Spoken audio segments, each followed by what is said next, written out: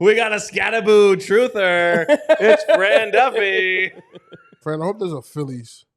You know, exactly. When I heard that the Phillies were wearing the powder blues, I was like, all right, I don't have a powder blue. This is like the closest I can get. And then I'm sitting here and I'm like, all right, it is kind of close to Giants blue, but it's too late to change now. But look, it is what it is. Don't try and turn the tables on me. This was a dreadful night. Skibiddy, have they done that? Not yet. I'm sure Al Michaels would love to do it though. Fran, if you had to trade AJ or Jalen, who are you trading?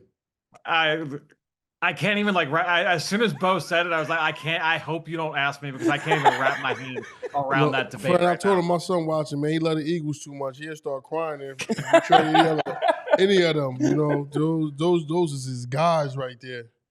Yeah. My wife and son would not let me live that down if I were to answer that question at midnight on a Thursday night in October.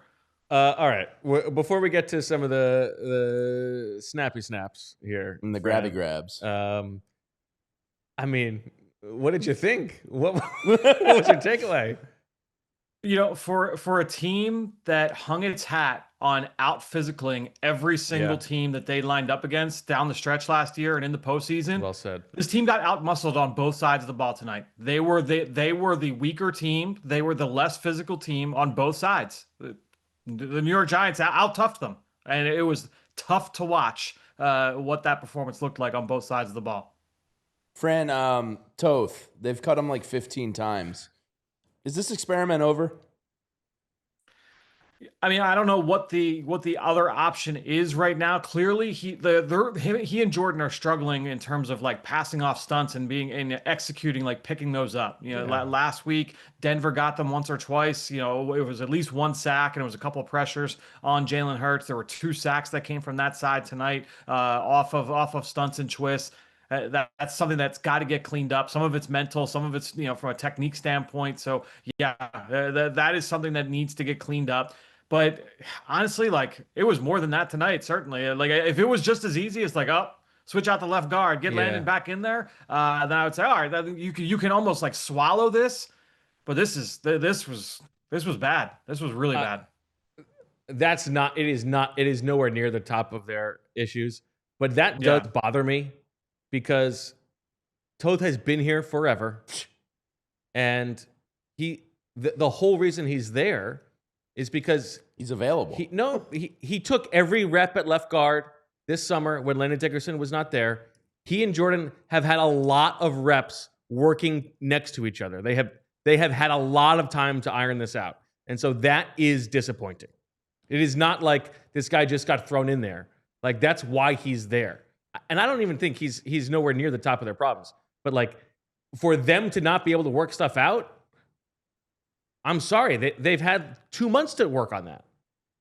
And not only that, like this also is not a first year player, second year player. Right. This is a guy that has been on the team, on and off for a long time. We're talking 6-7 years that Brett Toth has been around this organization. And so to have those kind of lapses, those kinds of breakdowns for that reason, that does make it a little bit more difficult to deal with.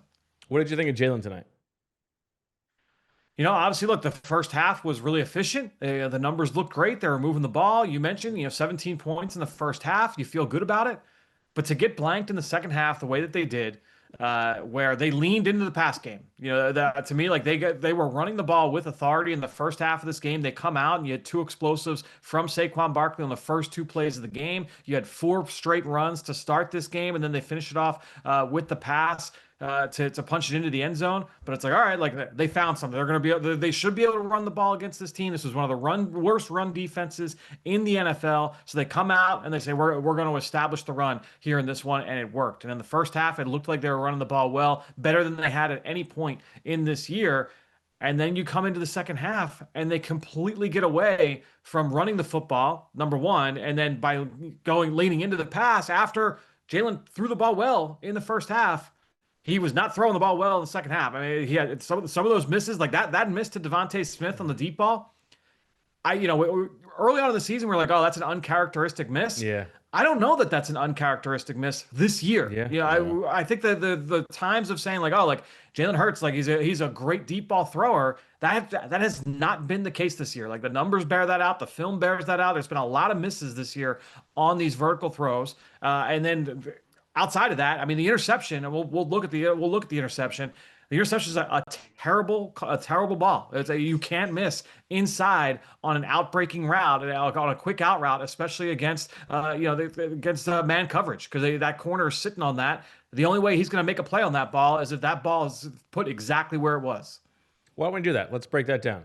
Let's go to the first one. Yeah. And I mean, it's before you even get to how bad of a throw it is, it sure looks like AJ is wide open over the middle of the field.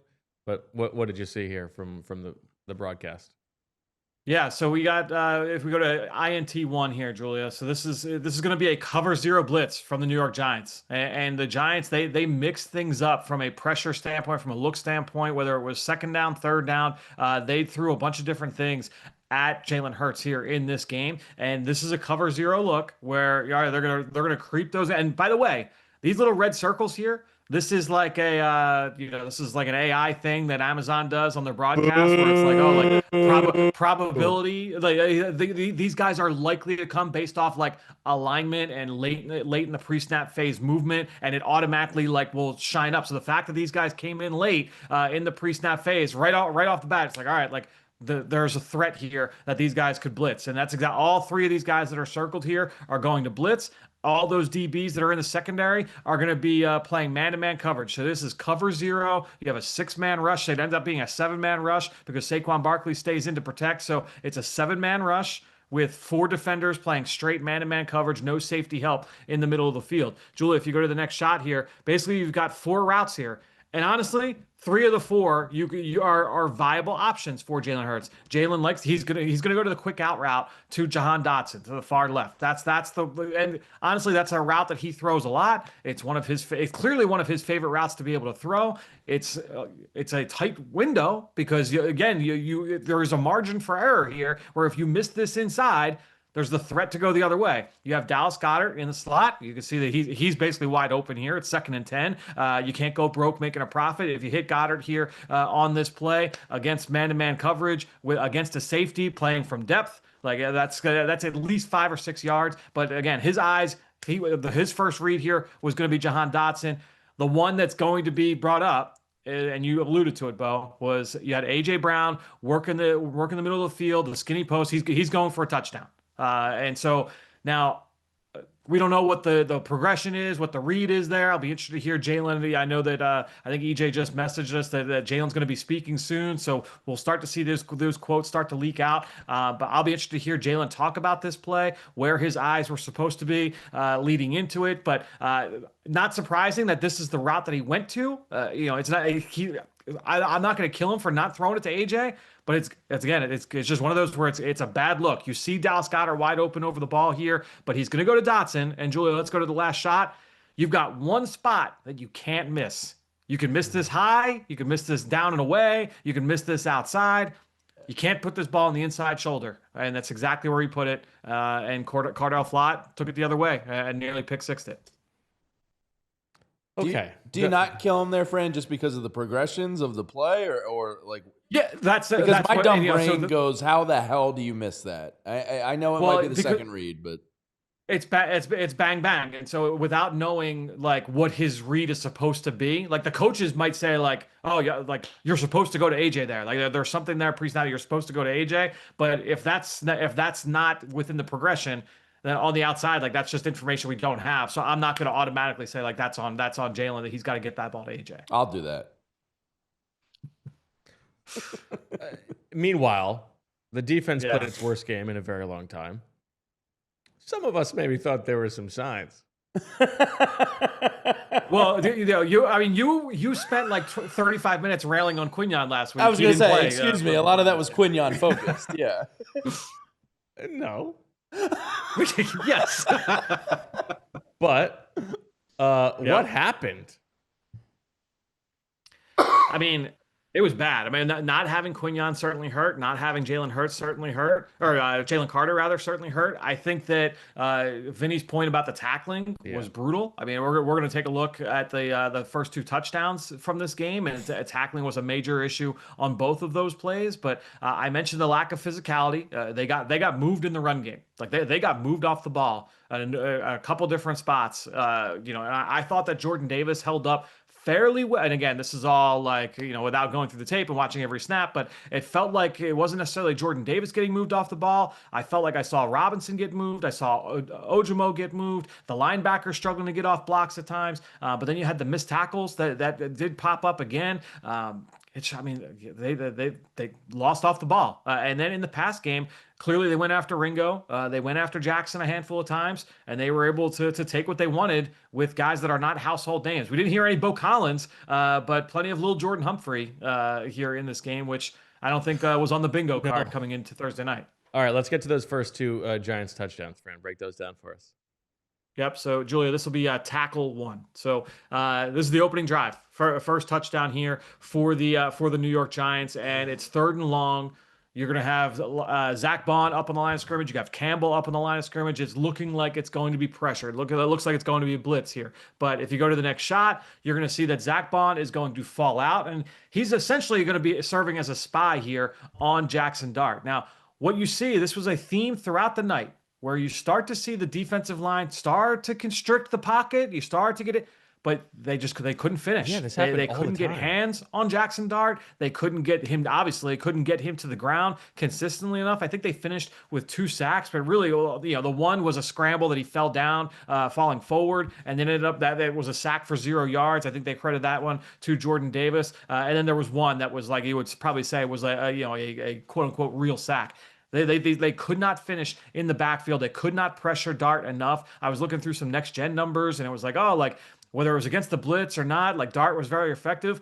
They just could not pressure it. They could not affect him enough to the point where he was going to feel sped up. And here he steps up, and now it's going to be Zach Bond one-on-one in the hole. If we go to the next shot here, it's Bond one-on-one in the hole with Jaxxxxin Dart, and Dart throws a little dead leg here in the middle of the field, makes Zach Bond miss, and he takes off for the end zone. So that's a missed tackle that leads to a touchdown run for Jaxxxxin Dart. Now you fast forward to the next drive, and Julie, if you go forward 2 spots here, you're going to fast forward to the next drive, and this is going to be the touchdown for Wan'Dale Robinson.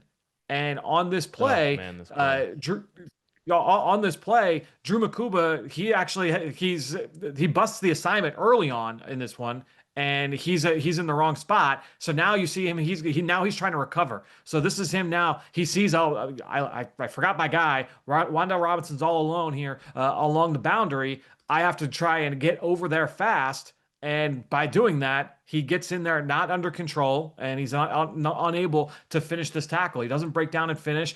Julie, if you go to the next shot, you can see that Robinson just kind of leaves him in the dust there. So, and Vinny, you alluded to it. It's not like a lack of want-to with Makuba, but this was an issue that popped up during his time at Texas and during his time at Clemson, was that, he is a physical player. He is a competitive player. He is an instinctive player, but there are times where, that smaller frame, he was like, sub 190 at the combine. That does show up when he's trying to play through contact. Vinny, you talked about it, how comfortable Dart looked in the pocket all night long. Even when, as you say, Fran, the bodies were around him, it didn't affect him at all. Since when a New York Giant quarterback looked that comfortable against us? Yeah, that hurt. Kerry Collins, literally, like I'm not even being facetious. Like, you got to go back, like Kerry Collins. Just that's why it stick out like a sore thumb. That tonight just was insane. Like, we haven't seen this, and to be on primetime TV. I love how you think of it through that prism of like this specific matchup, and like the program through the years, because it also emphasizes how differently this team is built on defense. I mean, they have a lot of resources on the defensive line, but this is not a defense that is built front to back. Right. And in this particular matchup, where we are used to seeing the old cartoons we would have on the Philadelphia Eagles website of scared Eli, because that's what he looked like against the fierce Eagles pass rush. Right now, that day feels a long time ago. And that's what I'm saying. It's Now, just these two teams play again in 2 weeks. I'm gonna just say That's this: wild. the Eagles is a big part that Danny Dimes is not in New York anymore. Yeah. And it's just like today, just have you. This man was back there baking cookies, pancakes, and throwing the football. It's just like this is not. And cutesily flipping them to Cam Scadabo, and then the Too much bromance dancing in the continues end tent. zone. Like, really, Yeah. next time you like, come on, y'all. Fran, I got a question for you. What Lay it on me. the hell is going on with the kick return game? I mean, Tank Bigsby, muffs one. AJ Dillon puts one out of bounds. I mean, it's not good. I've never seen anything it's like not good. this. And they spent 2 draft picks on Bigsby and went out of their way to let everybody know like he's here to be a kick returner. Even though that's not something that he majored in when he was in Jacksonville or majored in over the course of his 3-year career at Auburn. And that has not gone well. Like two picks.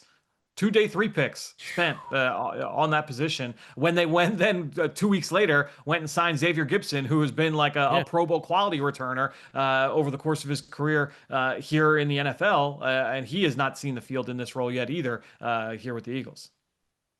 Would you believe, seeing where the Eagles are in terms of average starting field position, according to True It's Media? got to be the worst. It is not the worst. 28. Not the worst. It is the second worst.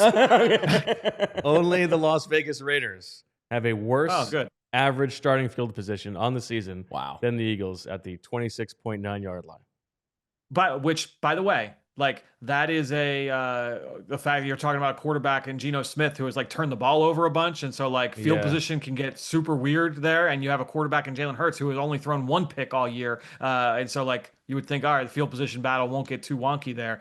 So that I think that speaks even worse to the kick return. What do you do? Is Tank Bigsby here? Can I ask you a question? We got AJ Dillon dropping a kickoff return.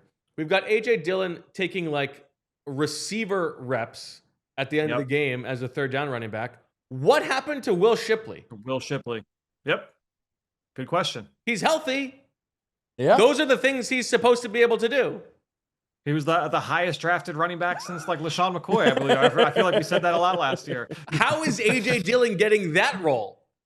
Yeah, no question. I think that is a viable question. And I think when you're looking at Shipley, like that's what you drafted him in the 4th round to be that type of presence, because I had questions about, can he be like a real like 3-down backup? Like, is he going to be like what AJ Dillon can be in terms of between the tackles and sustaining carries in terms of playing through contact?